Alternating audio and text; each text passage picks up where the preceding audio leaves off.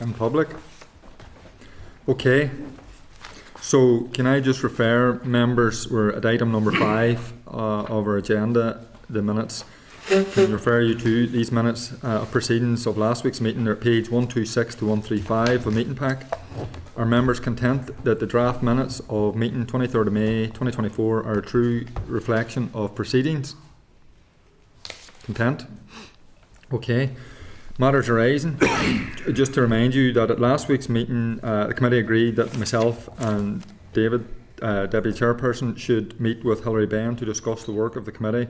Just given the announcement of the general election, that meeting's now going to take place, but at a later time in the year. Okay.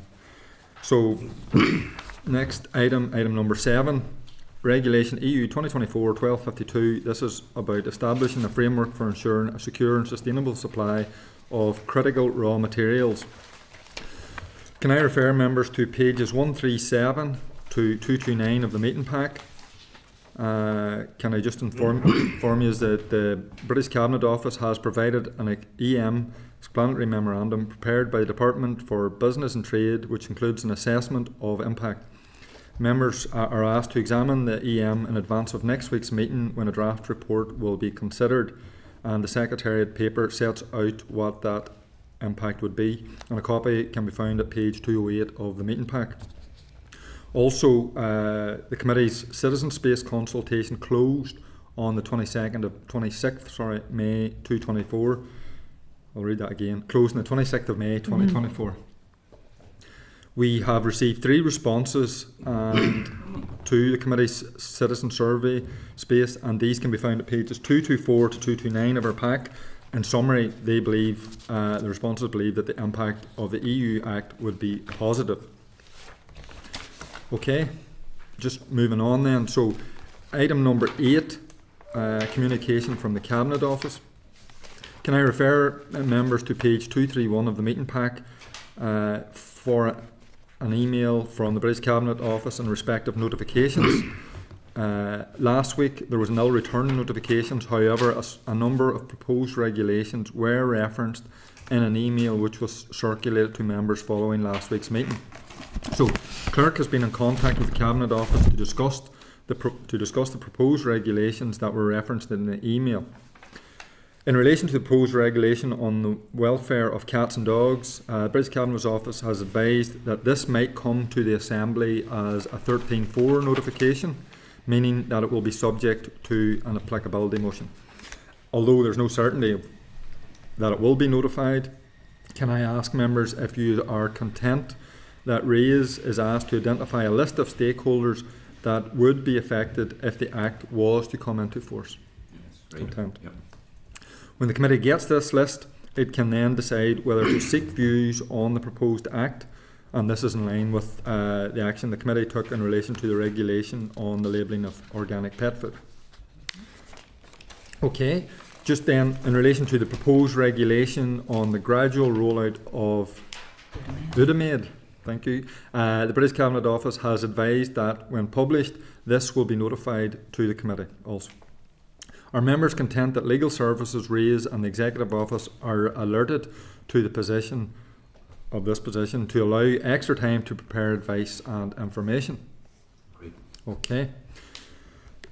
Finally then, in relation to the proposed Council regulations mentioned later in their email which concern tariffs, these don't fall within the lateral scope of the Stormont Break. So, British Cabinet Office has agreed to provide further information on why these were referred to in the email. Are members content to consider their response once they've provided that information? Okay.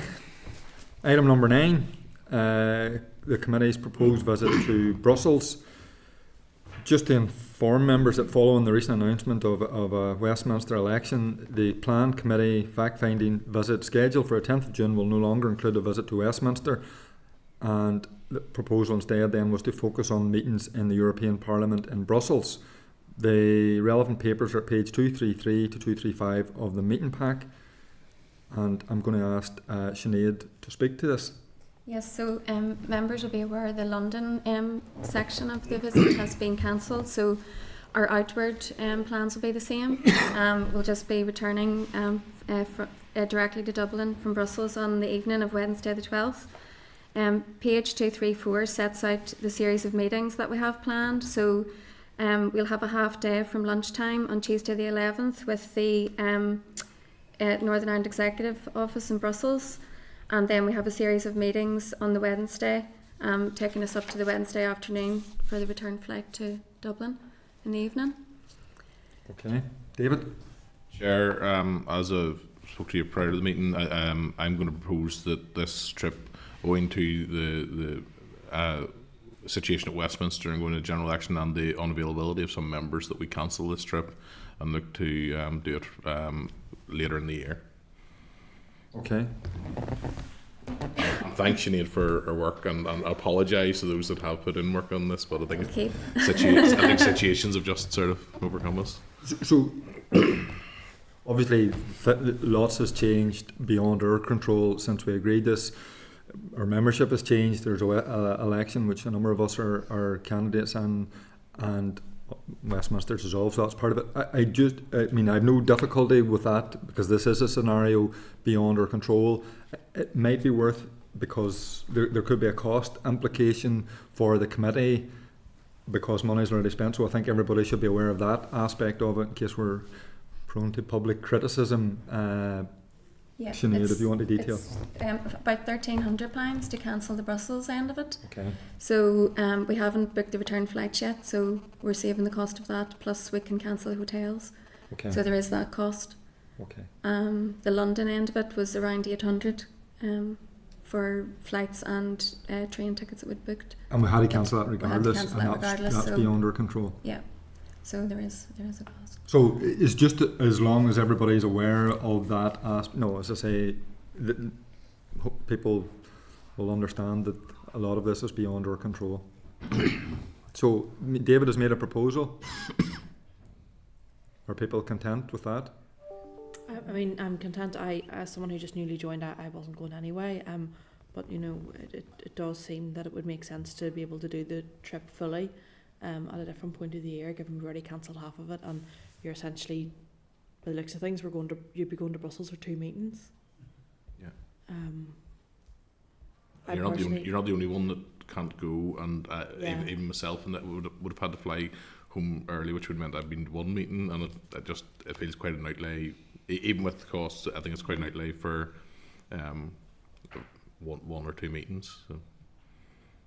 Okay, so Sinead, thank you very much for all that work, and it'll make it easier hopefully when the next time. Yep, indeed. So, can I just then move on to item number 10, correspondence.